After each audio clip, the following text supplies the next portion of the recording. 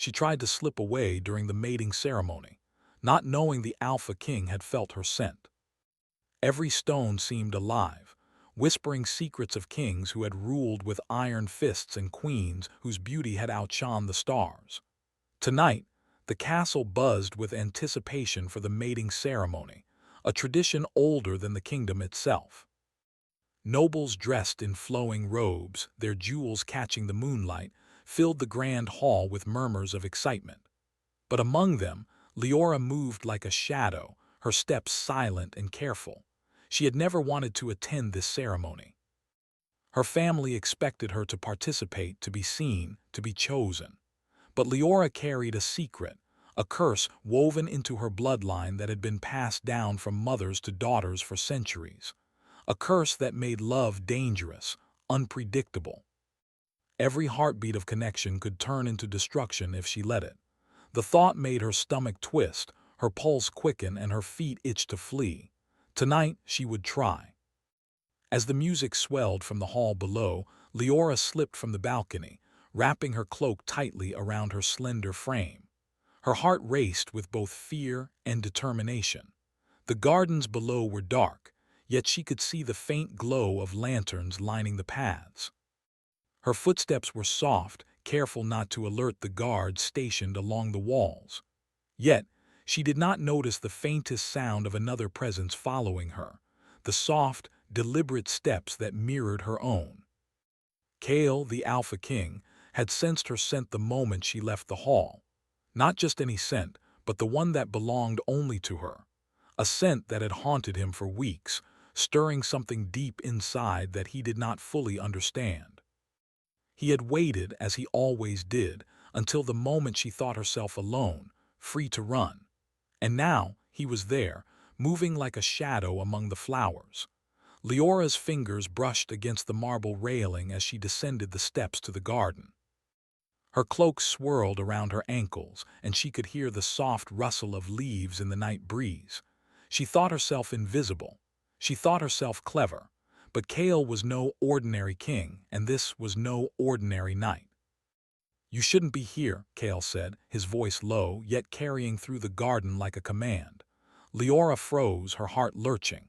His presence was closer than she realized. She turned slowly, her eyes meeting his. The moonlight glinted off the sharp edges of his armor, the dark crown on his head making him seem taller, more commanding than any man she had ever seen. There was something in his gaze that made her chest tighten, a mix of curiosity, power, and a strange, almost magnetic longing. I must go," she whispered, trying to sound calm. "You can't," he replied, taking a step closer. Each movement of his seemed measured, deliberate. The air between them hummed with tension, heavy and palpable. "Not tonight.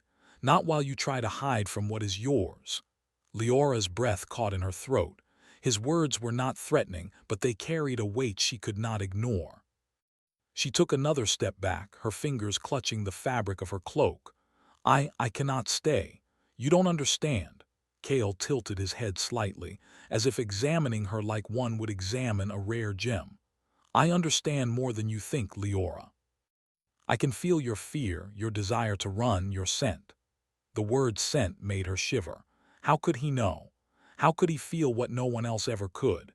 He was supposed to be a king of flesh and blood, not a creature of intuition and senses so sharp it unnerved her. "You shouldn't be able to do this," she said, her voice trembling. "I am cursed. Anyone close to me, anyone who loves me, will suffer." Kale's gaze softened for a moment, and yet it remained unyielding. "Then let us see what kind of suffering it is," he said quietly. "Perhaps you've misunderstood your power. Perhaps it is not a curse, but a warning you have been told to fear." The wind shifted, carrying the scent of night-blooming flowers. Leora's hands trembled as she realized she could no longer retreat. The king was no longer just a shadow behind her. He was there, standing between her and the world she had tried so hard to escape. Her mind raced. Could she trust him? Could she trust herself? The pull between them was undeniable, magnetic. She wanted to run, yes, but the thought of him chasing her, of his eyes always knowing where she would step next, both terrified and intrigued her. Kale reached out a hand, not in command, not in threat, but in invitation. "Come with me," he said, voice soft but firm. "You do not have to be afraid if you are with me." Leora hesitated, her feet rooted to the garden path. The night seemed to hold its breath around them.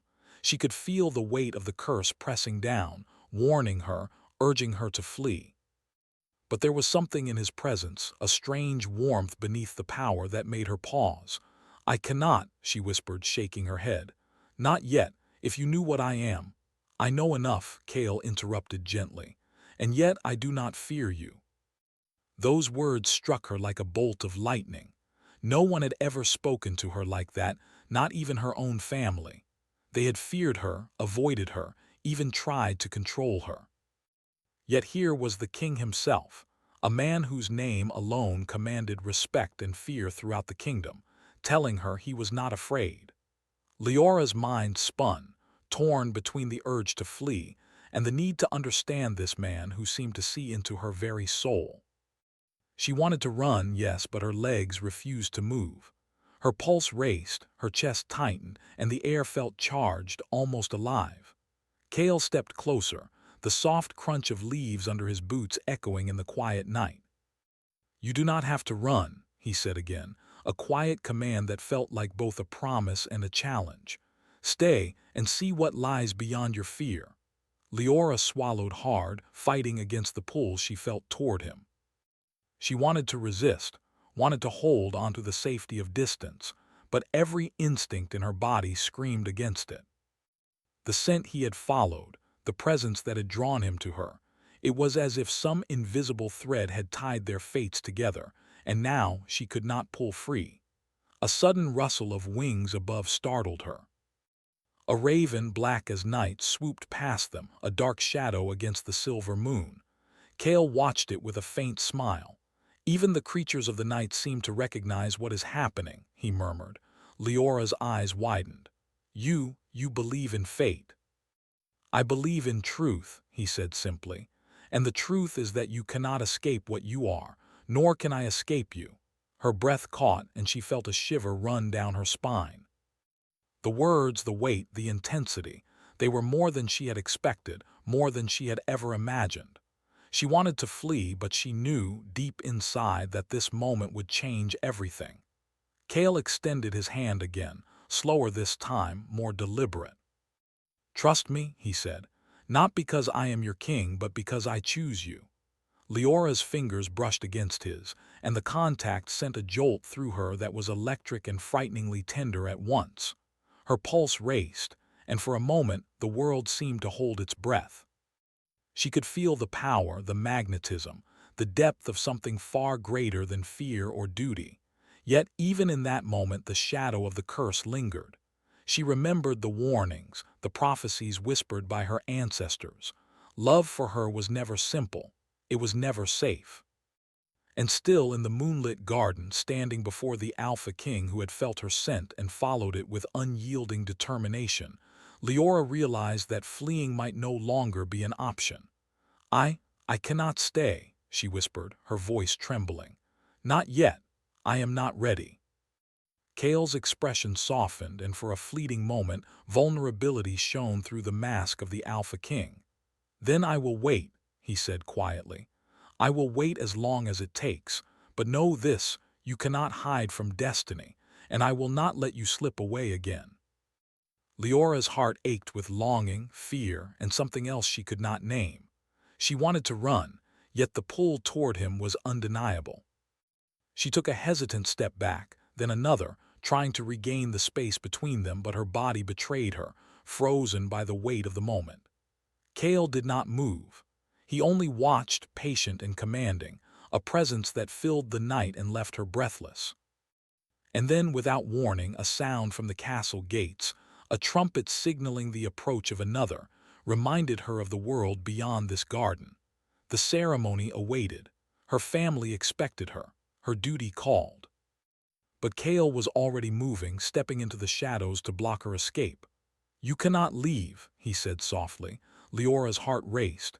She had tried, but she could not slip away. Not now, not tonight.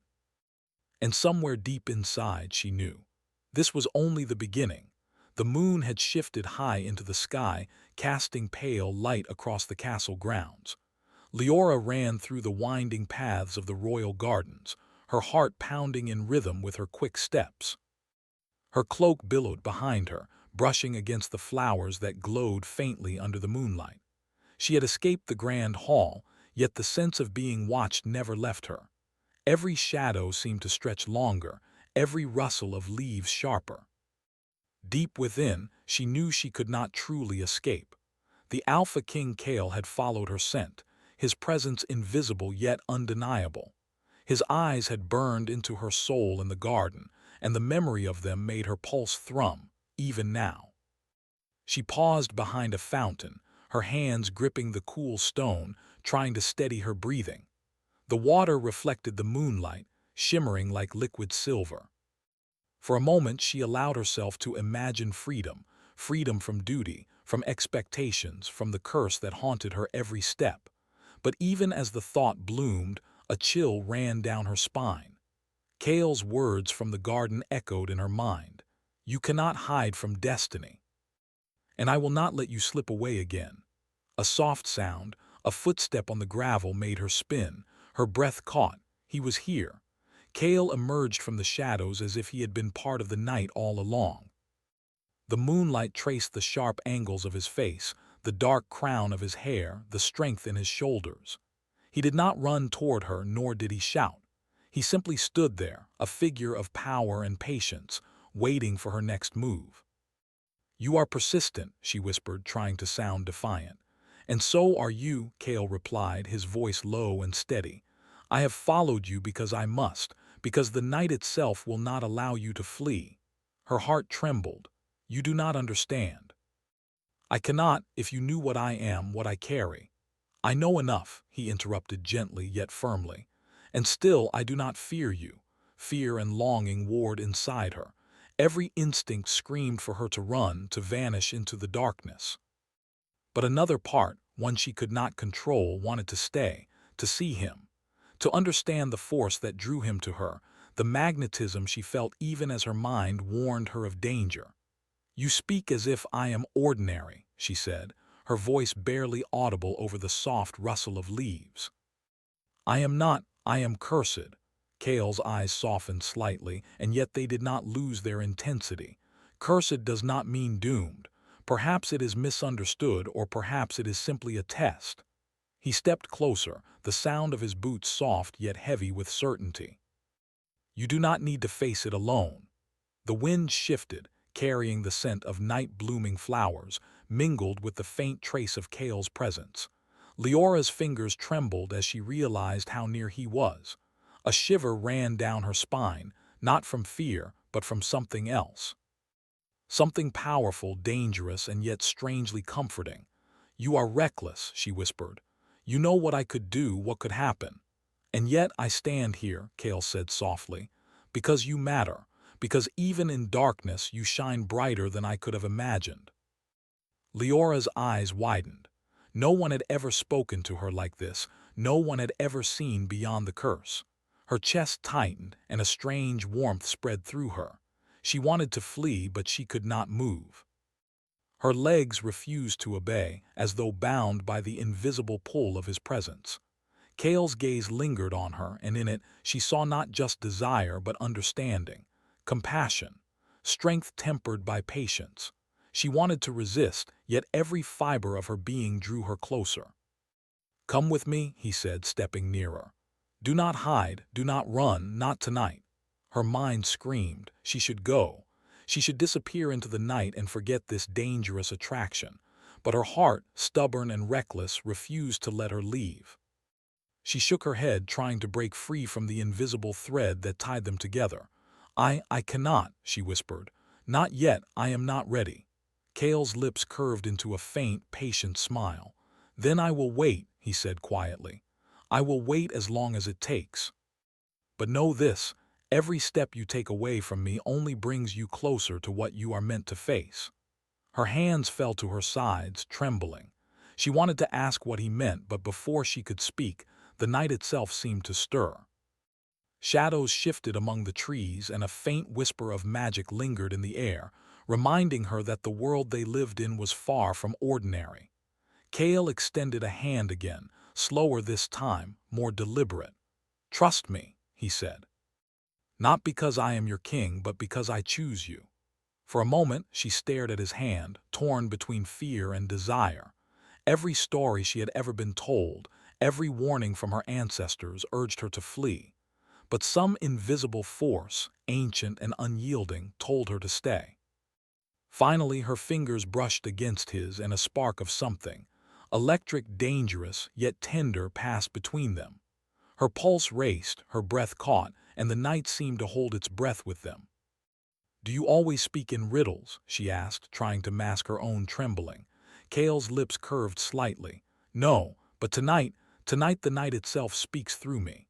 A soft rustle behind them made Leora spin, fear lacing her chest. A figure moved at the edge of the garden. Another noble, a servant perhaps, or someone sent to watch the mating ceremony unfold. Kale noticed it too, and without a word he moved, placing himself between her and the intruder. The gesture was subtle, protective, yet commanding.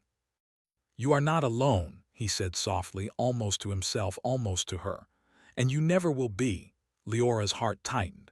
She wanted to believe him, she wanted to trust. Yet the curse, the warnings, the fear of losing control kept her on edge. Why do you care?" she asked quietly. Kale's eyes met hers, steady and unwavering. "Because I have seen the light within you even when you could not, and because I know the cost of ignoring it. I will not ignore it." The weight of his words pressed on her chest, yet there was a strange comfort in it. She realized then that the pull she felt toward him was not merely desire. It was connection, something deeper, something older than either of them. Suddenly, a sound from the castle gates interrupted the moment, a trumpet, sharp and clear in the still night. Leora's pulse quickened. Duty called, family expected her, and the ceremony waited. She knew she could not linger, could not stay. Kale did not move. He only watched, calm and commanding, as if he had known this moment would come. "You should go," he said softly, a quiet command that carried weight. "But remember this, you cannot run forever. I will find you no matter where you hide." Leora swallowed hard. The pull between them was almost unbearable. She wanted to flee, yet some part of her, a part she had tried to deny for years, wanted to stay. She began, but the words faltered. She wanted to explain, to justify, to tell him everything, but the night, the garden, and the weight of the world pressed against her. Kale reached out once more, a silent promise. "When you are ready, Leora, I will be here. Always." For a heartbeat, she allowed herself to believe. For a heartbeat, the fear melted into something softer, something like hope. And then, with a shiver and a final glance, she ran. Through the paths of the garden, past fountains and lanterns, past the shadows that whispered of power and destiny. Kale did not chase. He did not need to. His presence, his words, his very being followed her like a shadow she could not escape. As she disappeared into the deeper forests beyond the castle, her mind raced with questions, fears, and the first stirring of feelings she could not yet name. Somewhere in the night, Kale watched her go, silent and patient, a figure carved of shadow and moonlight. He knew she would return, for the bond between them was older than fear, stronger than curses, and impossible to deny. The forest closed around Leora, darkness wrapping her in its quiet embrace. Yet even in the shadows she could feel him, Kale, Alpha King, presence undeniable, waiting for her return. And somewhere deep in her heart, a fragile seed of longing took root, even as fear whispered that it could bring ruin. The night stretched long, filled with silence, mystery, and the tension of what was yet to come. Two souls bound by destiny, separated by fear and caution, yet drawn together by something neither could resist. And in the distance, under the silver glow of the moon, the first threads of a story began to weave. A story of danger, longing, and the slow, inexorable pull of hearts that were never meant to stay apart.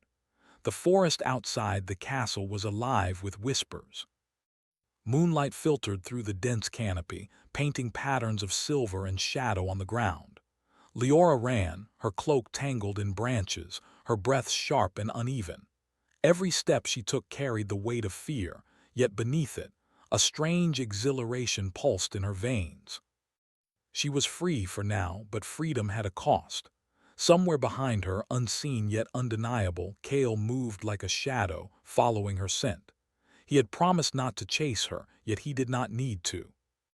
The threads of destiny that tied them were older and stronger than distance, and even the deepest forest could not hide her from him. Leora paused by a small stream, its waters clear and cold, reflecting the stars above. She knelt and drank, her mind racing. She knew the rival factions in the kingdom would not let her escape so easily. Her blood, carrying the ancient curse, was a weapon and a danger. To be near her was a risk no one could understand fully, except Kale, perhaps. And yet even he had not fully revealed the depth of his own power, the darkness that clung to him like a second skin. The sound of footsteps made her look up. Kale stood there, silent and still, like a figure carved from the night itself. His eyes held no judgment, only calm certainty, and yet every muscle in his body was coiled with quiet strength. "You should not be here," Leora whispered, panic rising. "I told you." "I know what you told me," Kale interrupted softly. "But I also know you cannot face what is coming alone. Let me help." Her hands trembled. She wanted to believe him, wanted to trust the warmth in his voice, the quiet power in his presence. And yet fear clawed at her chest. "I am cursed," she said. "You do not understand. If you are close to me, it will hurt you. It will destroy you." Kale's expression softened, but his gaze remained unwavering. "Then let us face it together. I am not afraid, Leora. Not of you, not of the curse, not of anything that walks in shadow or waits in the dark." Leora looked away, unable to meet his gaze. A part of her wanted to flee, to hide, to return to the safety of walls and duty. Another part, a part she barely admitted even to herself, longed to stay, to be seen, to be understood, to be trusted. A rustling sound in the undergrowth pulled her attention. From the shadows emerged a group of figures, men and women clad in dark cloaks, faces hidden, eyes sharp with intent. Leora recognized them immediately. The rival faction had found her. Kale stepped forward, his presence filling the small clearing like a shield. "Stay behind me," he commanded quietly, almost tenderly. "Do not fear, I will protect you." Leora hesitated, then nodded, her hands curling into fists at her sides. Her heart pounded, yet for the first time fear was tempered by something stronger, trust. The cloaked figures moved closer, their intentions clear in the tension of their shoulders, the glint of weapons under the moonlight. Kale's eyes narrowed, and the air around him seemed to hum with invisible energy. Leora felt it too, a strange pull, a wave of warmth and power that made her knees weak. "You should not have come here," the leader of the cloaked figures said, his voice sharp. "The Alpha King does not belong in the forest, and neither do you, girl." Kale's voice cut through the night, calm yet commanding. "She belongs where she chooses. You will not touch her." The leader sneered, stepping closer, but Kale's presence pushed him back, invisible yet undeniable. The air seemed to thrum with power, and even the night itself held its breath. Leora felt the pull again, this time stronger, as if the forest itself acknowledged Kale's authority and her connection to him. The rival faction advanced. Kale did not flinch. Instead, he moved with precision, his steps silent yet powerful. Shadows seemed to bend toward him, his energy radiating in waves that made Leora's chest tighten. She had always known he was dangerous, but danger had never felt like this, protective, commanding, magnetic. A sudden rush of wind, and one of the cloaked figures lunged toward Leora. She froze, terror flooding her senses. Kale was faster, stepping between her and the attacker with a movement so fluid it was almost unreal. The figure fell back, stunned, and the rest hesitated, sensing the power they could not challenge. Leora's heart raced. She could feel the danger, the raw energy, the pull of something ancient in Kale. Fear mingled with awe, and beneath it, a slow, growing realization. She was drawn to him not just by circumstance but by something deeper, something unspoken that pulsed between them like fire and water combined. Kale looked at her, his gaze steady and warm. "Are you hurt?" he asked quietly. "No," she whispered, shaking her head. But her voice trembled, and she felt the heat of the moment, the weight of his presence, pressing against the walls she had built around herself. "Good," he said softly, "because you are not alone anymore." "Not now, not ever."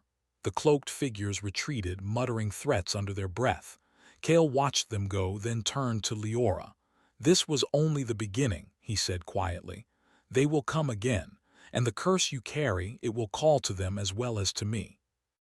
Leora's eyes widened. She had always feared the curse, feared the way it could harm others, feared the isolation it brought. Yet now, standing beside Kale, she realized she was not alone in facing it. "Why do you stay with me?" she asked, her voice small. "You have a throne, a kingdom. You could be anywhere." Kale's eyes softened, and he reached out, brushing a stray lock of hair from her face. "Because you are worth it," he said simply. "Because I see you, not just the curse, not just the danger, but you. And I will not let you face this alone." Her chest tightened, a mix of fear, longing, and something else she could not name. She wanted to resist, to run, yet her body betrayed her, leaning toward him despite every instinct screaming to flee. They moved deeper into the forest, Kale leading with silent authority, Leora following, her mind torn between caution and desire. Every step brought new challenges, roots that threatened to trip her, shadows that seemed to move with intention, whispers of magic that curled around the trees. Finally, they reached a hidden cavern, lit by crystals that glowed with an inner light. The air hummed with energy, ancient and alive. Kale stepped inside, his presence commanding yet calm, and gestured for her to enter. "This place is safe for now," he said softly. "It is old, forgotten by most, but it will protect us while we prepare for what is coming." Leora stepped in cautiously, her eyes wide. The crystals cast shifting patterns on the walls, creating illusions of movement, light and shadow blending in ways that made her dizzy. She could feel the magic in the air, alive and curious, as if it were observing her as well. Kale watched her closely, noting every tremble, every hesitation. "You are stronger than you know," he said quietly. "The curse does not define you, your choices do, and tonight you will learn that strength." Her hands trembled as she realized the truth of his words. She had spent her life running from fear, from the curse, from the idea of love and connection.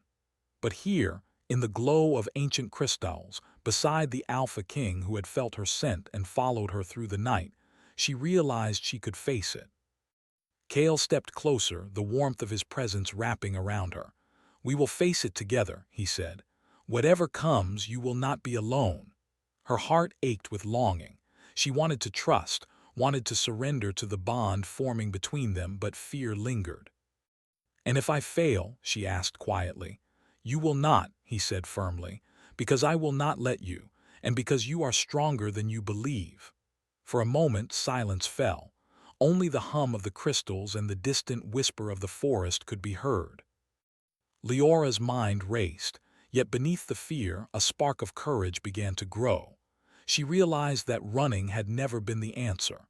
The curse, the danger, the uncertainty, they were part of her, but they did not define her. Kale reached out again, this time letting her take his hand fully. "Then stay," he said softly. "Stay with me, face this with me, and together we will see it through."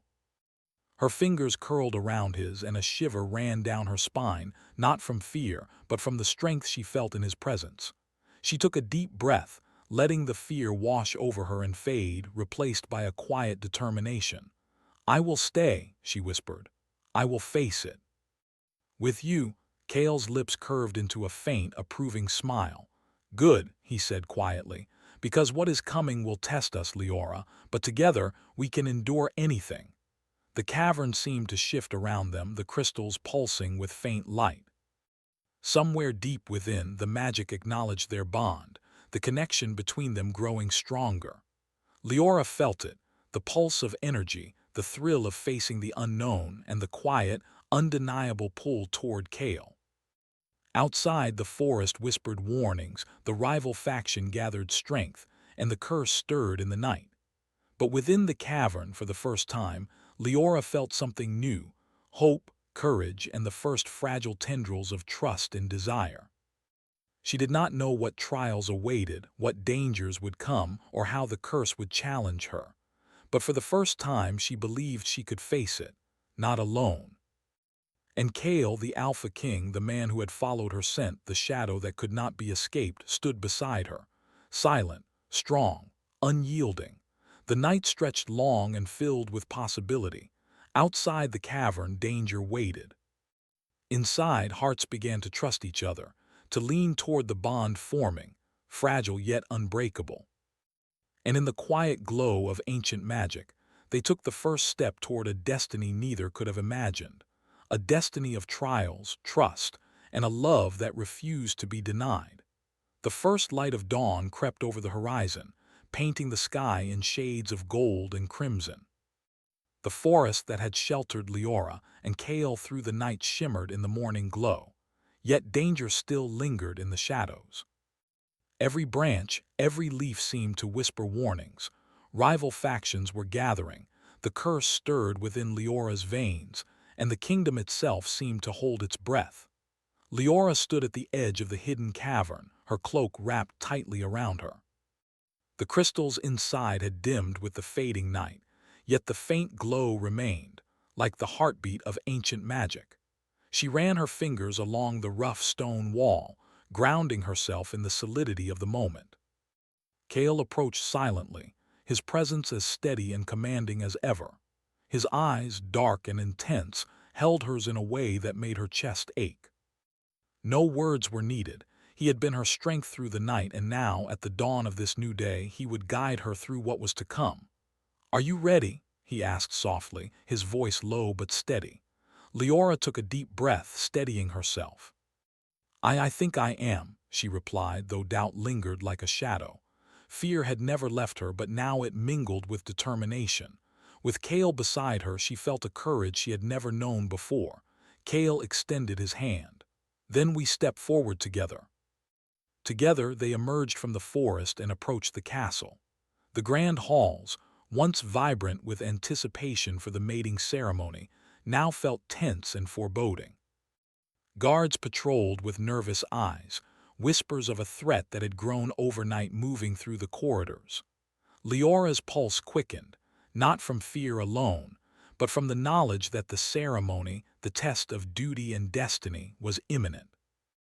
Inside the throne room, the moonlight had given way to the warm glow of torches. The walls, carved with the history of kings and queens past, seemed to watch them as they entered. Every eye turned to Leora and Kale as they stepped forward, their presence commanding attention. Nobles and courtiers murmured, sensing the weight of what was about to unfold. The leader of the rival faction stepped forward, his cloak dark against the light, eyes sharp and unyielding. "The girl belongs to us," he declared, voice echoing in the vast hall. "The Alpha King cannot interfere." Kale's gaze did not waver. "She belongs to no one but herself," he said firmly, voice carrying authority and quiet fire. "And I will not let anyone harm her." Leora felt her heart quicken. For the first time, she did not feel like a pawn in a game of power. She was a participant, standing beside a man who respected her strength and would fight for her, not simply for duty, but because he had chosen her. The leader sneered, but before he could advance, Kale moved with fluid precision, placing himself between the rival and Leora. The air seemed to thrum with tension, the invisible energy of Kale's presence pressing against the hall like a shield. Even the courtiers felt it, the weight of power that could not be ignored. "You are brave," Kale said quietly to Leora, "but bravery alone will not protect you. Trust me." She nodded, a shiver running down her spine. The pull between them was undeniable, fear, desire, and unspoken longing mingling in a tension that neither dared break. The rival faction attacked with sudden ferocity, yet Kale's strength, honed by years of leadership and battle, was unmatched. Leora watched, heart hammering, as he moved like a shadow among light, deflecting blows and protecting her with unyielding skill. But even as she witnessed his power, she knew this was not a battle of mere strength. It was a test of trust, of courage, and of the bond forming between them. When the chaos subsided, Kale's gaze found hers. "Are you unharmed?" he asked softly. "Yes," she whispered, though her body trembled from the adrenaline and fear. "Thanks to you." He stepped closer and she felt the warmth radiating from him. "No," he said quietly. "Thanks to both of us, we face this together." A soft murmur of magic filled the room, faint yet persistent. Leora felt it deep within, the curse in her veins awakening. She could feel the danger, the risk, but also the strange sense of power that had always been a part of her. Kale reached out, taking her hand in his. "Do not fear it," he whispered. "You are not alone." The words sank deep, a balm against the fear that had haunted her for so long. She looked into his eyes, seeing strength, patience, and an understanding she had never found in anyone else. And in that moment she realized that the curse, her fear, her doubt, did not define her. Her choices did, and she chose him. With Kale at her side, she stepped forward, facing the center of the throne room where the mating ceremony would take place. The ceremonial circle, carved into the floor centuries ago, glimmered faintly under the torchlight. Leora could feel the energy of the place, ancient and alive, recognizing the bond forming between her and Kale. The leader of the rival faction hesitated, sensing that this was no ordinary union.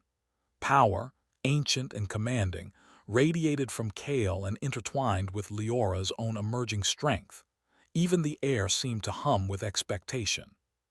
"You cannot," the rival began, but Kale's voice stopped him, calm and unwavering. "We do not need to fight. We only need to stand together." The rival faltered, realizing that the bond between Leora and Kale was more than mere attraction. It was destiny, a connection forged in shadows, danger, and trust.